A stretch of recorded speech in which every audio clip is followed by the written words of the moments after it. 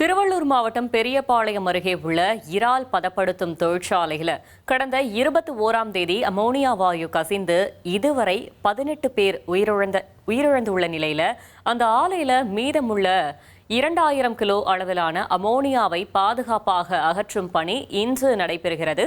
இதற்காக ஆலையை சுற்றி சுமார் 1/2 கிலோமீட்டர் தடை செய்யப்பட்ட பகுதியாக அறிவிக்கப்பட்டிருக்கிறது. பாதுகாப்பு பணிகள் குறித்து திருவள்ளூர் மாவட்ட ஆட்சியர் கவிதா அளித்த பேட்டியை தற்போது பார்க்கலாம்.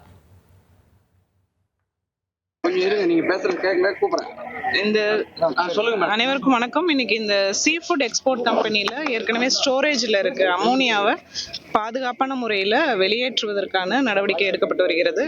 இதற்காக தொடர்ச்சியாக கடந்த 2 தினங்களாக முன்னெச்சரிக்கை நடவடிக்கை எல்லாம் மேற்கொள்ளப்பட்டு பாதுகாப்பு team, health team, fire, police and dish, pollution எல்லா பல்வேறு விதமான டிபார்ட்மெண்ட்ஸோட கோஆர்டினேஷனோட இன்னைக்கு இந்த இது அகற்றப்பட உள்ளது. 8 மணிக்கு காலையில் இந்த இது ஆரம்பிக்கிறோம்.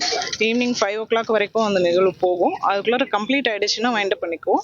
இல்லைன்னா நெக்ஸ்ட் டே காலையில் திரும்பி 8 மணிக்கு ஆரம்பித்து நாளைக்குள்ளார முடிச்சிருவோம்.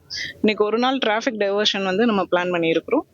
அனைத்து தேவையான துறைகளும் பாதுகாப்புக்கான ஏற்பாடுகளும் முன்னெச்சரிக்கை நடவடிக்கைகளும் மேற்கொள்ளப்பட்டு தயார் நிலையில் இருக்கிறாங்க.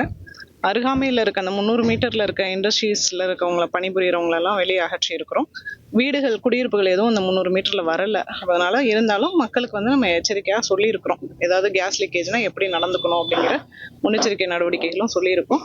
300 மீட்டர் டிராஃபிக்கையும் ஸ்ட்ரிக்டாக கட் பண்ணியிருக்கிறோம். பொதுமக்கள் அனைவரும் பதட்டம் அடையாமல் இந்த நிகழ்வுக்கு ஒத்துழைப்பு நல்குமாறு கேட்டுக்கொள்கிறேன்.